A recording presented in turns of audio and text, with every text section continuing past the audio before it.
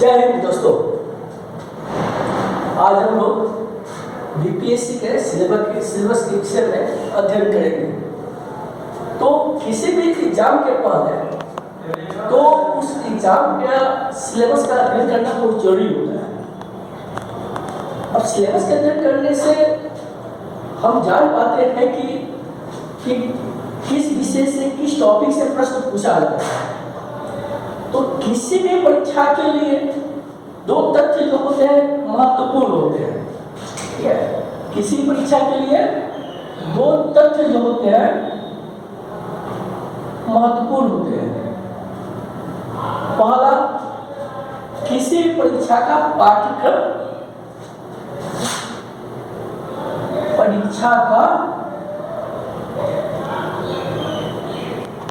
पाठ्यक्रम। दूसरा,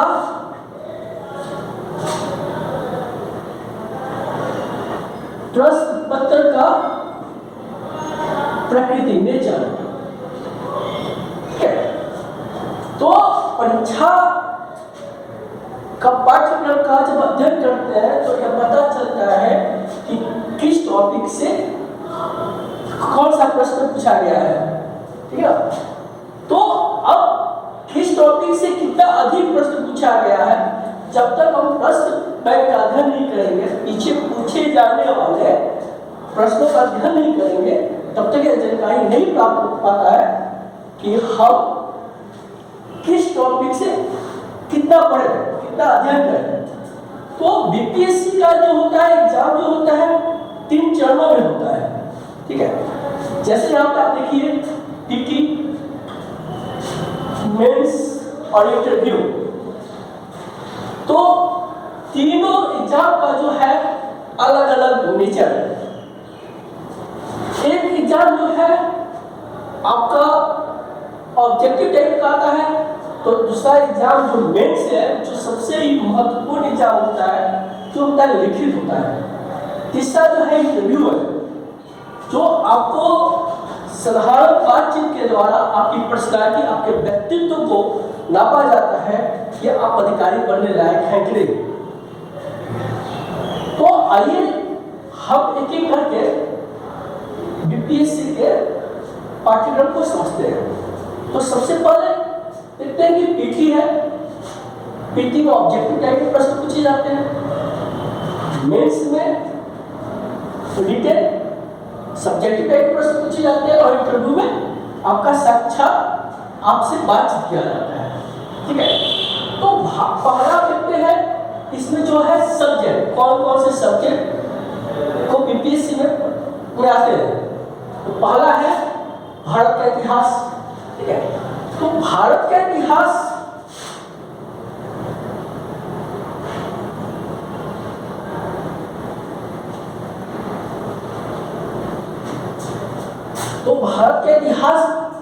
का 3 भाग होते हैं। ठीक है, तो यहाँ पे भारत का इतिहास यानी विश्व का इतिहास नहीं पढ़ना है।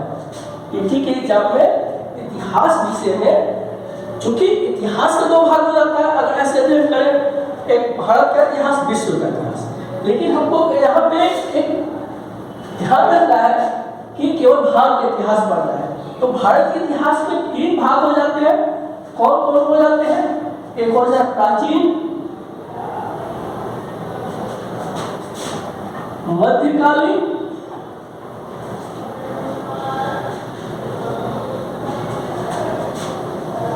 और एक आधुनिक भारत का इतिहास।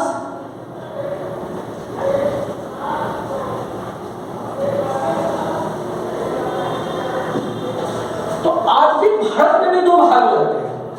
ठीक है, एक जो है औरंगजेब की मृत्यु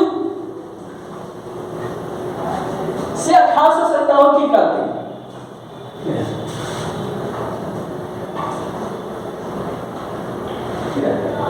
और दूसरा हो जाता है राष्ट्रीय स्वतंत्रता आंदोलन।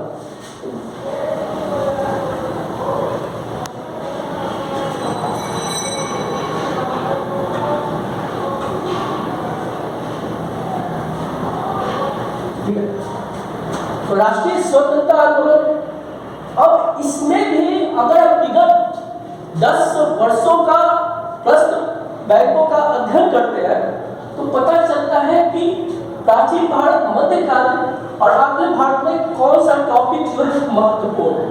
ठीक है, तो हम देखेंगे जब प्रश्न पत्रों का अध्ययन करेंगे तो सबसे अधिक जो है राष्ट्रीय स्वतंत्रता आंदोलन से प्रश्न पूछे जाते हैं। ठीक है, तो जब हम सिलेबस पढ़ रहे हैं यूपीएससी का तब और प्रश्न पत्र का अध्ययन कर रहे हैं तब वो पता चलता है कि पढ़ना तो तीनों है लेकिन तीनों में सबसे अधिक है, सबसे अधिक प्रश्न पूछे जाते हैं वह राष्ट्रीय स्वतंत्रता आंदोलन से।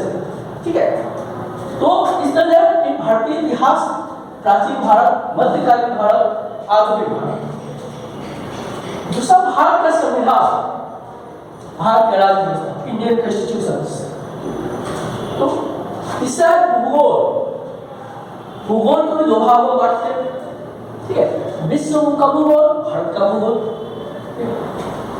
चौथा है भारतीय अर्थव्यवस्था। तो यहाँ पे है कि विश्व की अर्थव्यवस्था नहीं पढ़ना है, तो केवल भारत का अर्थव्यवस्था पढ़ना है। ठीक है, सामान्य विज्ञान। ठीक है, तो सामान्य विज्ञान का 3 पार्ट में होता है। एक होगा भौतिकी, फिजिक्स, जीव विज्ञान, बायोलॉजी, रसायन विज्ञान, केमिस्ट्री। ठीक है, तो सामान्य विज्ञान के अंतर्गत जो है 3 विषय आते हैं, भौतिकी, जीव विज्ञान, रसायन विज्ञान। अब करेंट अफेयर, तो करेंट अफेयर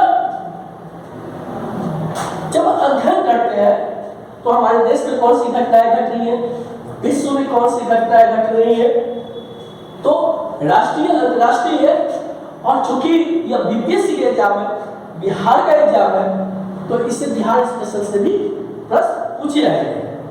तो 3 स्तर पे हमें आपको देखना है समसामयिक घटनाक्रम का,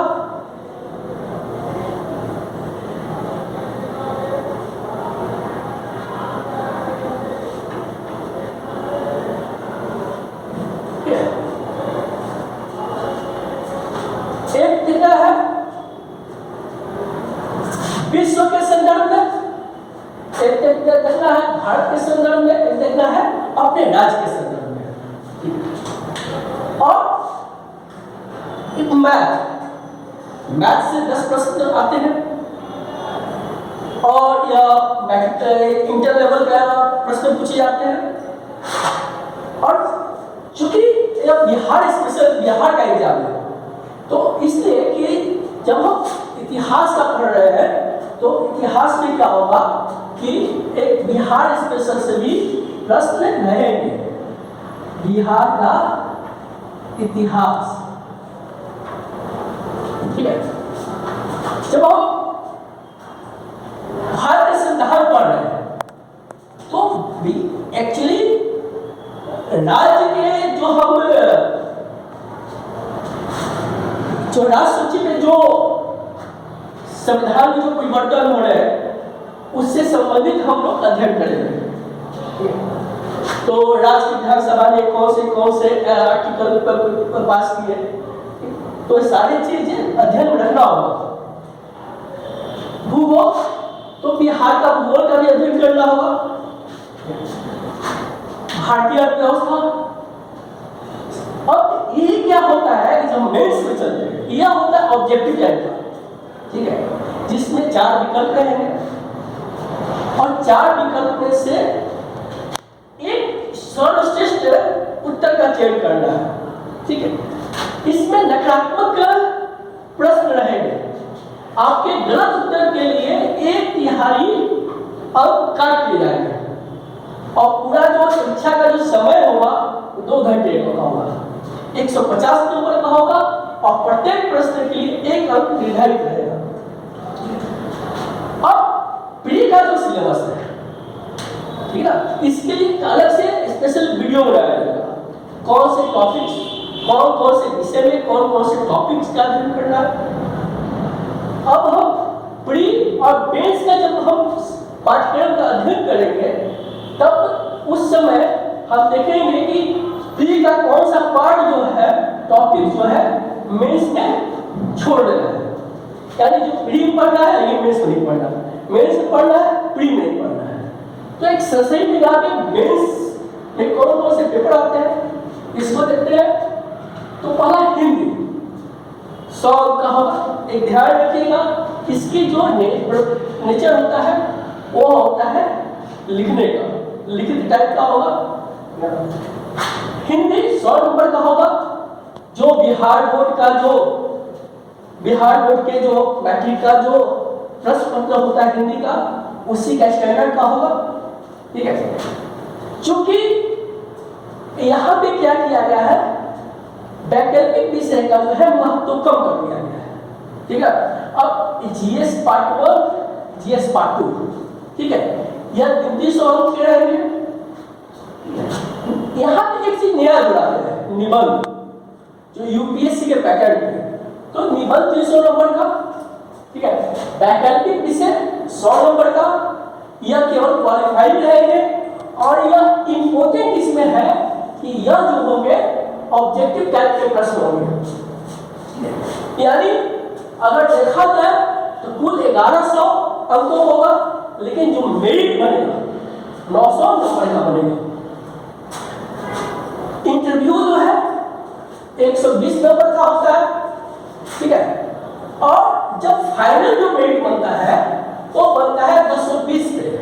यानी मेरिट जो 900 नंबर में आप कितना नंबर प्राप्त किए और इंटरव्यू में कितना नंबर आपने लाया, दोनों को जोड़कर क्या होगा, फाइनल मेरिट बनेगा।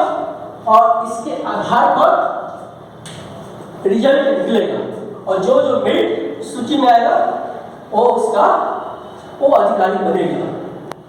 तो नेक्स्ट वीडियो मिलते हैं वर्ली पीटी के लिए। Thank you.